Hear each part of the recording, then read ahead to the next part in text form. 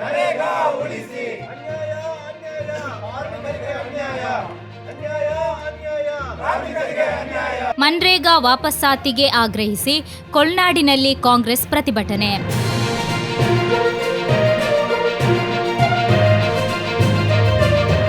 UPA ಸರ್ಕಾರದ ಮಹತ್ವಾಕಾಂಕ್ಷೆಯ ಉದ್ಯೋಗ ಖಾತ್ರಿ ಯೋಜನೆಯಾದ ಮನ್ರೇಗಾ ಯೋಜನೆಯ ಹೆಸರು ಹಾಗೂ ಮೂಲ ಸ್ವರೂಪವನ್ನು ಬದಲಾಯಿಸಿ ಯೋಜನೆಯನ್ನು ದುರ್ಬಲಗೊಳಿಸುವ ಬಿಜೆಪಿ ನೇತೃತ್ವದ ಕೇಂದ್ರ ಸರ್ಕಾರದ ಜನವಿರೋಧಿ ಧೋರಣೆಯನ್ನು ಖಂಡಿಸಿ ಕೊಲ್ನಾಡು ವಲಯ ಕಾಂಗ್ರೆಸ್ ವತಿಯಿಂದ ಪಂಚಾಯತ್ ಮುಂಭಾಗದಲ್ಲಿ ಪ್ರತಿಭಟನೆ ನಡೆಸಲಾಯಿತು.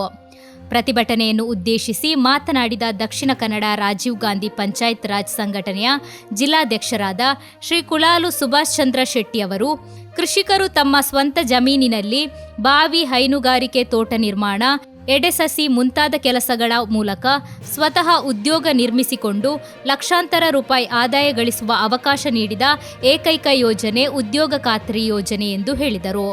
ಕೊಲ್ನಾಡು ಗ್ರಾಮವನ್ನು ಉದಾಹರಣೆಯಾಗಿ ಉಲ್ಲೇಖಿಸಿದ ಅವರು, ಗ್ರಾಮ ಪಂಚಾಯತ್ ಕಟ್ಟಡ ನಿರ್ಮಾಣ, ಸಾಲೆತ್ತೂರು ನವಪೇಟೆ ರಸ್ತೆ ನಿರ್ಮಾಣ, ಅಂಗನವಾಡಿ ಕಟ್ಟಡಗಳು, ಶಾಲೆಗಳ ತಡೆಗೋಡೆ, ಕಿಂಡಿ ಅಣೆಕಟ್ಟು, ತೋಡುಗಳಿಗೆ ತಡೆಗೋಡೆ ಹಾಗೂ ರಾಷ್ಟ್ರದ ಗಮನ ಸೆಳೆದ ಸರಕಾರಿ ಹಿರಿಯ ಪ್ರಾಥಮಿಕ ಶಾಲೆ, ಸುರಿಬೈಲಿನಲ್ಲಿ ವಾರ್ಷಿಕ ಸುಮಾರು 4 ಲಕ್ಷ ರೂಪಾಯಿ ಆದಾಯ ತರುವ ತೋಟ ನಿರ್ಮಾಣ ಎಲ್ಲವೂ ಮನ್ರೇಗಾ ಯೋಜನೆಯಿಂದಲೇ ಸಾಧ್ಯವಾಗಿದೆ ಎಂದು ಹೇಳಿದರು.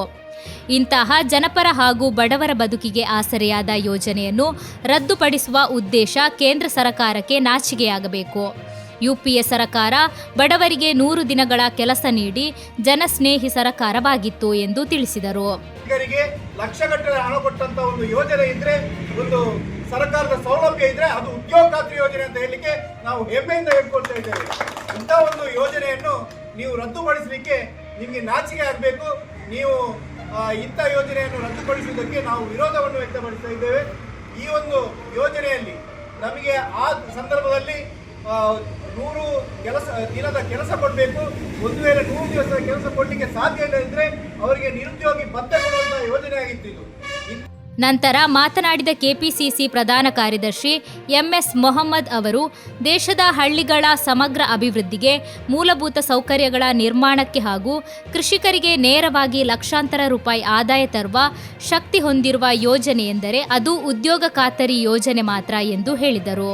ಹಳ್ಳಿಗಳ ರಸ್ತೆ, ನೀರು ಸಂರಕ್ಷಣೆ, ಕೃಷಿ ಆಧಾರಿತ ಉದ್ಯೋಗ, ಸ್ವಂತ ಜಮೀನಿನಲ್ಲಿ ಅಭಿವೃದ್ಧಿ ಕಾರ್ಯಗಳು ಎಲ್ಲವೂ ಈ ಯೋಜನೆಯ ಫಲವಾಗಿ ಸಾಧ್ಯವಾಗಿದೆ ಎಂದು ಅವರು ಹೇಳಿದರು. ಐತಿಹಾಸಿಕ ಯೋಜನೆಯನ್ನು ಜಾರಿಗೆ ತಂದ ಕಾಂಗ್ರೆಸ್ ನೇತೃತ್ವದ ಯುಪಿಎ ಸರ್ಕಾರ ಹಾಗೂ ಅದರ ಅಧ್ಯಕ್ಷೆಯಾಗಿದ್ದ ಶ್ರೀಮತಿ ಸೋನಿಯಾ ಗಾಂಧಿ ಅವರನ್ನು ಅವರು ಸ್ಮರಿಸಿದರು. ಜೊತೆಗೆ ದೇಶದ ಆರ್ಥಿಕ ವ್ಯವಸ್ಥೆಗೆ ದೃಢವಾದ ಮುನ್ನುಡಿ ಬರೆದ ಮಾಜಿ ಪ್ರಧಾನಮಂತ್ರಿ ಡಾಕ್ಟರ್ ಮನಮೋಹನ್ ಸಿಂಗ್ ಅವರ ಕೊಡುಗೆಯನ್ನು ನೆನಪಿಸಿ, ಬಡವರ ಬದುಕಿಗೆ ಆಸರೆಯಾದ ಉದ್ಯೋಗ ಖಾತ್ರಿ ಯೋಜನೆಯನ್ನು ದುರ್ಬಲಗೊಳಿಸುವ ಯಾವುದೇ ಪ್ರಯತ್ನಗಳನ್ನು ದೇಶದ ಜನತೆ ಒಪ್ಪುವುದಿಲ್ಲ ಎಂದು ಎಚ್ಚರಿಸಿದರು. ಈ ಸಂದರ್ಭದಲ್ಲಿ ಕೊಲ್ನಾಡು ವಲಯ ಕಾಂಗ್ರೆಸ್ ಅಧ್ಯಕ್ಷರಾದ ಪವಿತ್ರ ಪೂಂಜಾ, ಕೊಲ್ನಾಡು ಗ್ರಾಮ ಪಂಚಾಯತ್ ಅಧ್ಯಕ್ಷರಾದ ಅಶ್ರಫ್ ಕೆ ಸಾಲೆತ್ತೂರು, ಉಪಾಧ್ಯಕ್ಷರಾದ ಕೆಎ ಅಸ್ಮಾ ಹಸೈನಾರ್ ತಾಲಿತ್ತನೂಜಿ, ಗ್ರಾಮ ಪಂಚಾಯತ್ ಸದಸ್ಯರಾದ ಅಬ್ದುಲ್ ಹಮೀದ್ ಸೂರಿಬೈಲ್, ಶ್ರೀಮತಿ ಸವಿತಾ, ಶ್ರೀಮತಿ ಸುಲೋಚನಾ ರೈ, ಮಾಜಿ ಅಧ್ಯಕ್ಷರಾದ ಜೆರ್ಮಿ ಡಿಸೋಜಾ, ಮಾಜಿ ಸದಸ್ಯರಾದ ಮೊಹಮ್ಮದ್ ಕಟ್ಟೆ, ಯುವ ಕಾಂಗ್ರೆಸ್ ಮುಖಂಡ ಅಫೀಜ್ ಸಾಲೆತ್ತೂರು, ಪಾನೆಮಂಗಳೂರು ಬ್ಲಾಕ್ ಕಾಂಗ್ರೆಸ್ ಪ್ರಧಾನ ಕಾರ್ಯದರ್ಶಿ ಜಾನ್ ಡಿಸೋಜಾ, ಪಾನೆಮಂಗಳೂರು ಬ್ಲಾಕ್ ಕಿಸಾನ್ ಘಟಕದ ಅಧ್ಯಕ್ಷರಾದ ಸೋಮಶೇಖರ್ ಗೌಡ ತಾಲಿತ್ತನೂಜಿ, ವಲಯ ಕಾಂಗ್ರೆಸ್ ಪಕ್ಷದ ಮುಖಂಡರು, ಸದಸ್ಯರು ಹಾಗೂ ಕಾರ್ಯಕರ್ತರು ಉಪಸ್ಥಿತರಿದ್ದು, ಮನ್ರೇಗಾ ಯೋಜನೆಯನ್ನು ಮೂಲ ಸ್ವರೂಪದಲ್ಲೇ ಮುಂದುವರಿಸುವಂತೆ ಕೇಂದ್ರ ಸರ್ಕಾರದ ವಿರುದ್ಧ ಘೋಷಣೆಗಳನ್ನು ಕೂಗಿದರು. ನಂತರ ಪಂಚಾಯತ್ ಅಭಿವೃದ್ಧಿ ಅಧಿಕಾರಿಯ ಮೂಲಕ ಸಂಬಂಧಪಟ್ಟವರಿಗೆ ಮನವಿ ಸಲ್ಲಿಸಲಾಯಿತು.